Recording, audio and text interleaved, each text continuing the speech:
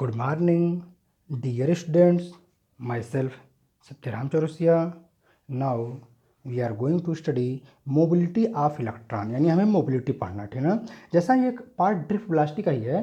Drift velocity में लोग क्या पढ़े थे, यहाँ पर पढ़े थे ड्रिफ्ट वेलोसिटी में कि इलेक्ट्रॉन की ड्रिफ्टिंग कैसे होती है। ठीक, तो जरा देखिए, in solid state physics the mobility of electron और एनी अदर चार्ज कैरियर, हमारे पास एनी अदर चार्ज की बात ये इसलिए आ रही है, वहाँ पर हम जब सेमीकंडक्टर बारे में पढ़ते हैं तो वहाँ होल्स भी क्या होते हैं, वो भी चार्ज की तरह बिहेव करते हैं। यानी वहाँ पर हमारे पास दो चीज़ होते हैं, ठीक है ना, एक इलेक्ट्रॉन और दूसरा, यानी हमारे पास वहाँ क्या हो जाता है, एक इलेक्ट्रॉन चार्ज कैरियर होता है और दूसरा होल होता है। ठीक, तो हमारे पास होल को इस तरह डिनोट किया जाता है, तो वहाँ पर इसलिए कहा जा रहा है वहाँ पर दोनों है। तो मोबिलिटी का केस वहाँ कॉन्सेप्ट दोनों के लिए है। ठीक, तो मोबिलिटी मतलब क्या है, जो चार्ज कैरियर को मूव कराने के लिए, उसकी मूविंग क्या है, कैपेसिटी, कैसे वो मूव कर रहा है। ठीक, charge carrier represent that how quickly an electron can move through a metallic conductor और semiconductor under the influence of an external electric field. Thus mobility is defined है,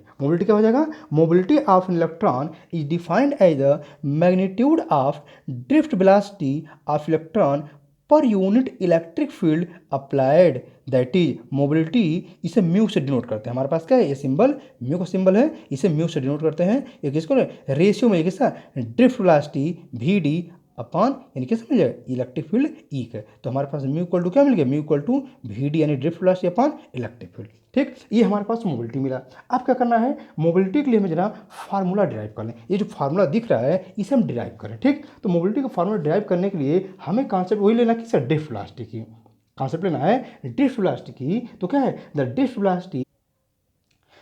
velocity of an electron under the influence of an electric field E. हमारे पास जो drift velocity होती है, अभी just हम लोग इससे पहले फाइंड आउट किए थे, वो क्या था, तो हमारे पास मिला था V D equal to A tau, ये तो मिला था ड्रिफ्ट वेलोसिटी। ठीक, अब जरा देखें, यहाँ पर जब हम स्टडी कर रहे थे तो यहीं पर देखिए थे क्या कि हमारे पास जो फोर्स होता है यह ई इंटू, यानी हमने मैग्नीट्यूड ले लिया। इलेक्ट्रिक जब हम वहाँ लेंगे ये हमारे पास क्या हो जाएगा, जब वेक्टर दिखाएंगे ये निगेटिव हो जाएगा। ठीक, अगर हम इसका मैग्नीट्यूड लें तो F equal to E into E मिल जाएगा। ठीक, हमारे पास ये फोर्स मिल गया। ठीक, अब यहाँ पर हमें इस F equal to M A भी पता है। ठीक, तो एक्सलेशन हमारे पास इन दोनों को कोरिलेट करेंगे तो ए इक्वल टू क्या मिल जाएगा, ए इक्वल टू मिल जाएगा ई अपॉन एम, यानी हमें एक्सलेशन मिल गया। इस चीज़ को हमने ड्रिफ्ट वेलोसिटी टर्म भी दिखा था, वहाँ पर हमने वेक्टर फॉर्म दिखाया था, यहाँ निगेटिव आया था, यहाँ पर हमने मैग्नीट्यूड लिया। ठीक, अगर देखें यहाँ पर क्या करें, इस एक्सलेशन की वैल्यू को यहाँ पर पुट कर दें, पुट करें तो क्या हो जाएगा, यहाँ हो जाएगा this implies that V D equal to, एक यहाँ पर क्या रखेंगे, ई अपॉन एम आ जाएगा, एम आएगा। ठीक, और बाहर यहाँ पर क्या आ जाएगा, यहाँ आ जाएगा टाउ। ठीक, हमारे पास ये मिलेगा। अब क्या करें, इसमें हम जरा देखें, चाहे इसको ऐसे लिख सकते हैं क्या, ये लिख सकते हैं V D equal to E tau upon M, और इसको बाहर कर दें। ठीक, तो यहाँ पर ये जो टर्म आ रहा है इसको एक कंसिडर करना, क्या, इसको हम मान लेते हैं दिस इक्वल टू म्यू।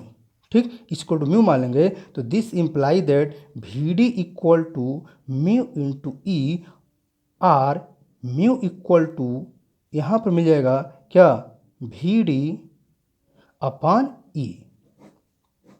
ठीक, तो यही तो फार्मूला है जो हम यहाँ पर डिस्कस कर रहे थे। तो हमारे पास ये जो ई टाउ अपॉन एम है, इसको हमने म्यू कंसिडर कर लिया, जो क्या रिप्रेजेंट कर रहा है, मोबिलिटी। यहाँ पर जो टर्म है ये हमारे पास टर्म किसको रिप्रेजेंट कर रहा है, यह मोबिलिटी ऑफ इलेक्ट्रॉन है। हाँ, सेमीकंडक्टर केस के लिए ये हमारे पास किस है, मोबिलिटी ऑफ होल्स के लिए हो जाता है। ठीक ना, पॉजिटिव चार्ज वहाँ पर जो होते हैं होल्स होते हैं, यानी दोनों केस के लिए। ठीक, तो वहाँ पर अगर हमारे पास सेमीकंडक्टर की बात करेंगे तो म्यू ई हमारे पास इलेक्ट्रॉन के लिए हो जाता है, और म्यू एच हमारे पास जो हो जाता है वो किसके लिए, होल के लिए कर लेते हैं। ठीक, ये हम वहाँ पर कंसिडर कर लेते हैं। तो जरा देखें, अभी हमारे पास जो मोबिलिटी म्यू ई मिल रहा था इलेक्ट्रॉन के लिए, ये म्यू ई क्या लिख सकते हैं, तो इसको हम लिख सकते हैं, हमारे पास यही तो था, तो ई हो जाएगा और यहाँ tau, E for relaxation time for electron upon M E for यानी मास ऑफ इलेक्ट्रॉन। ठीक, तो मोबिलिटी ऑफ हमारे पास इलेक्ट्रॉन मिल जाएगा, और ये हमारे पास जो मिलेगा म्यू एच क्या मिल जाएगा, तो म्यू एच इक्वल टू ई, वहाँ पर भी चार्ज का मैग्नीट्यूड हमारे पास उतना ही होता है। ठीक, यहाँ पर टाउ एच आ जाएगा अपॉन एम एच, यानी हम मास ऑफ होल या मास ऑफ प्रोटॉन भी कह सकते हैं। ठीक, तो हमारे पास मोबिलिटी इस सेमीकंडक्टर में, ध्यान ये कंडक्टर में केवल यही केस मिलता है क्योंकि कंडक्टर में पॉजिटिव चार्ज नहीं मूव करता है, लेकिन सेमीकंडक्टर में पॉजिटिव और हमारे पास नेगेटिव दोनों चार्ज कैरियर होते हैं, इसलिए ये हमारे पास सेमीकंडक्टर में इलेक्ट्रॉन के लिए यानी नेगेटिव चार्ज के लिए, ये होल्स के लिए पॉजिटिव चार्ज के लिए, दोनों के लिए, जबकि हमारे पास कंडक्टर में केवल यही क्राइटेरिया फुलफिल करेगा क्योंकि पॉजिटिव चार्ज वहाँ पर मूव नहीं करता। Next, mobility is positive for both positive current carriers as well as negative current carriers, although their drift velocities are opposite to each other. Mobility ध्यान रहे दोनों केस के लिए सेम रहे, यानी हमारे पास पॉजिटिव चार्ज कैरियर हो या निगेटिव चार्ज कैरियर है, लेकिन दोनों के लिए मोबिलिटी सेम हो। हाँ, ड्रिफ्ट वेलोसिटी अपोजिट हो जाती हैं। एक में क्या हमने पाया, इलेक्ट्रॉन की जो ड्रिफ्ट वेलोसिटी होती है वो इलेक्ट्रिक करंट के अपोजिट डायरेक्शन में हो जाती है, यानी हमारे पास इलेक्ट्रिक करंट इधर जा रही है, इलेक्ट्रिक फील्ड का डायरेक्शन यह है, तो इलेक्ट्रॉन के लिए ड्रिफ्ट वेलोसिटी इधर मिल जाती है, जबकि हमारे पास होल के लिए या हमारे पास जो पॉजिटिव चार्ज के लिए होगा वो दोनों के लिए मिल जाए सेम डायरेक्शन में। इलेक्ट्रिक फील्ड का डायरेक्शन हमारे पास वही हो जाएगा जो डायरेक्शन होल के लिए हो जाएगा। ठीक, ये हमारे पास थर्ड कॉन्सेप्ट था। नेक्स्ट, अब इनका जरा एसआई यूनिट फाइंड आउट कर लिया जाए, मोबिलिटी का एसआई यूनिट फाइंड आउट कर लिया जाए तो क्या मिलेगा एसआई यूनिट हमको मोबिलिटी का ना। तो एसआई यूनिट क्या निकल जाएगा, यहाँ जरा हम इस फार्मूले को देखें। ये फार्मूला जो बता रहा है, ये फार्मूला क्या है, ये फार्मूला हमारे पास ये था और एक फार्मूला हमारे पास यहाँ है। ठीक, तो यहाँ जरा देखें इस फार्मूले को, तो यहाँ पर हमारे पास यूनिट जो मिलेगा इसका क्या मिलेगा, मीटर पर सेकेंड अपॉन इलेक्ट्रिक। तो इलेक्ट्रिक फील्ड का हमारा यूनिट क्या होता है, वोल्ट पर मीटर, ठीक ना, वोल्ट पर मीटर हो जाता है। तो अब इसको हम और क्या लिख सकते हैं, तो हमारे पास ये आ जाएगा क्या, मीटर, और यहाँ पर ये मीटर देखें 1 2 3 4 ऊपर चला जाएगा तो स्क्वायर हो जाएगा अपॉन ये वोल्ट सेकेंड। ठीक, इतना लिख सकते हैं। अब जरा इसको और सॉल्व करें, हम और सॉल्व करेंगे तो फिर क्या मिल जाएगा, मीटर स्क्वायर है तो मीटर स्क्वायर ही रहने दें। ठीक, यहाँ पर वोल्ट को क्या लिख सकते हैं, तो वोल्ट जो हमारे पास होता है वो होता है जूल पर कूलम और ये सेकेंड है। ठीक, और सॉल्व करेंगे तो मीटर स्क्वायर और जूल को क्या लिख सकते हैं, न्यूटन मीटर, और यहाँ पर सेकंड ये वाला है, और कूलम को हम कहाँ ट्रांसफ़र कर दें, अब इसको ऊपर ट्रांसफ़र कर दें तो कूलम हमारे यहाँ आ गया। ठीक, और सॉल्व करेंगे तो यहाँ पर क्या हो जाएगा, मीटर स्क्वायर, और यहाँ पर कूलम को लिख सकते हैं एम्पियर सेकेंड अपॉन न्यूटन को हम लिख सकते हैं केजी मीटर, और एक मीटर यहाँ पर है ये स्क्वायर हो जाएगा अपॉन सेकंड स्क्वायर। ठीक, और एक सेकंड हमारे पास अभी यहाँ पर भी है। ठीक, अब जरा देखें यहाँ पर क्या हो जाएगा, एक सेकंड से एक सेकंड कैंसिल आउट हो जाएगा, या हम डायरेक्टली इसको कैंसिल कर दें और इसको ऊपर ट्रांसफर कर दें, ये मीटर स्क्वायर कैंसिल आउट हो जाएगा, बचेगा क्या हमारे पास, यानी सीधा सा बचेगा kg-1, और क्या बचा हमारे पास सेकंड का ये स्क्वायर ऊपर गया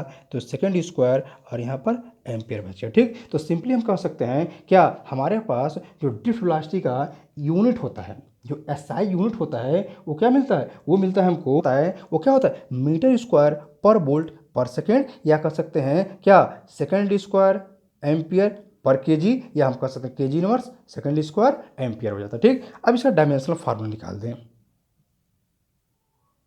डायमेंशनल फार्मूला तो क्या हो जाएगा, केजी का यानी हमारे पास क्या है यहाँ पर m-1, सेकंड का T2 और एम्पियर का ए मिल गया। ठीक, this is the dimensional formula of mobility. Now the above equation में आल्सो भी रिटेन है, जो हमारे पास इक्वेशन दिख रहा है हमें इलेक्ट्रॉन के लिए, फॉर इलेक्ट्रॉन अगर लिखना चाहें तो म्यू ई इक्वल टू मिल जाएगा VD अपॉन ई। ठीक, बट एक रिलेशन में पता है क्या, relation between electric current and drift velocity जो रिलेशन में मिलता है वो रिलेशन क्या मिलता है, I इक्वल टू NE/AVD।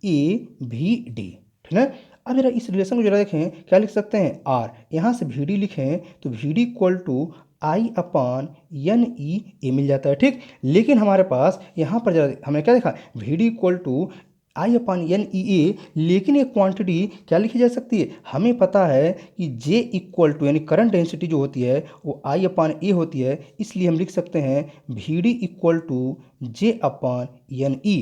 ठीक, तो जरा अब यहाँ पर ये जो वैल्यू है यहाँ पर पुट कर दें तो हमें मिल जाएगा, this implies that mu E equal to J upon NE, और यहाँ पर इलेक्ट्रिक फील्ड E है। ठीक, तो हमें मोबिलिटी का एक फार्मूला मिल गया करंट डेंसिटी के टर्म में, करंट डेंसिटी के टर्म में हमने फाइंड आउट कर लिया। ठीक, जरा नेक्स्ट पॉइंट जरा देखें, बहुत इंपॉर्टेंट पॉइंट है, बहुत इंपॉर्टेंट पॉइंट है। वो क्या है कि the mobility of electrons decreases with rise in temperature.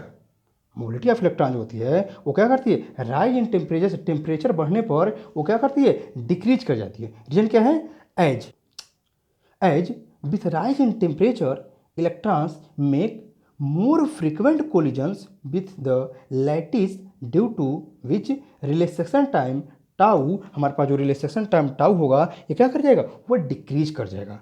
क्यों, क्योंकि अब जरा देखें हमारे पास, जरा देखें ये हमारे पास क्या हो रहा था, ये हमारे पास एट रैंडम मोशन हो रहा था। ठीक, अब क्या होगा, जैसे जैसे हमने क्या देखा, एनर्जी हमारे पास kinetic energy half M V square होती है। अब क्या होगा, जैसे हमने क्या कहा गया कि the mobility of electron decreases with rise in temperature. अरे टेम्परेचर बढ़ेगा तो काइनेटिक एनर्जी बढ़ जाएगी, काइनेटिक एनर्जी बढ़ेगी तो वेलोसिटी बढ़ जाएगी, और जब वेलोसिटी बढ़ जाएगा तो वहाँ पर वेरी फास्ट जब मूव करेंगे तो उनके भी जो कोलिजन्स होगा, तो जो यहाँ से यहाँ जाने में हमारे पास यानी जो ऐसे मूव कर रहा था यहाँ से यहाँ, अगर 1 सेकंड लग रहा था तो वेलोसिटी बढ़ जाने पर अब 1 सेकंड नहीं लगेगा, लेस देन 1 सेकंड लगेगा। अगर 2 सेकंड लग रहा था तो हो सकता है 1 ही सेकंड हो जाए, लेस देन 1 भी हो सकता है, यानी लेस देन 2, यानी जितना टाइम पहले लग रहा था उससे कम हो जाएगा। तो क्या हुआ, रिलैक्सेशन टाइम यहाँ पर, इसलिए यहाँ पर क्या करें, डिक्रीज कर जाएगा। अब जब डिक्रीज कर जाएगा, अब जब रिलैक्सेशन टाइम डिक्रीज कर जाएगा तो यहाँ पर क्या होगा, यहाँ पर मोबिलिटी डिक्रीज ही करेगा। क्यों, तो जैसा कि हम क्या जानते हैं, हम मोबिलिटी का है जो फार्मूला जानते हैं वो म्यू इक्वल टू क्या है, तो वह है ई, हमारे पास है टाउ अपॉन एम। ये तो मोबिलिटी का फार्मूला फॉर इलेक्ट्रॉन, इसको में दिखा देते हैं। ठीक, तो मोबिलिटी का फार्मूला जो है क्या दिखा रहा है, यहाँ हमारा इलेक्ट्रॉनिक चार्ज है, ये टाउ है रिलेशन टाइम, तो क्या कर रहा है, ये हमारा जब डिक्रीज करेगा मोबिल, तो यहाँ पर हमारे पास जब ये डिक्रीज करेगा तो ड्रिफ्ट वेलोसिटी भी तो वी डी इक्वल टू क्या है, ई टाउ अपॉन एम, और यहाँ है ई। ठीक, तो यहाँ पर क्या दिख रहा है, जब टेम्परेचर बढ़ेगा तो ये हमारा रिलैक्सेशन टाइम जब घट जाएगा तो ये इसके डायरेक्टली ड्रिफ्ट वेलोसिटी भी घटेगी, और यहाँ पर ये इसके भी डायरेक्टली प्रोपोर्शनल है, यानी टाउ घट जाएगा। ये तो कांस्टेंट है, ये भी कांस्टेंट है, मास ऑफ इलेक्ट्रॉन कांस्टेंट है, मास ऑफ इलेक्ट्रॉन और चार्ज ऑन इलेक्ट्रॉन कांसेप्ट है। ये डिक्रीज करेगा तो ये भी, यानी मोबिलिटी भी डिक्रीज कर जाए, ये इंक्रीज करेगा तो ये भी इंक्रीज कर जाएगी। Thank you.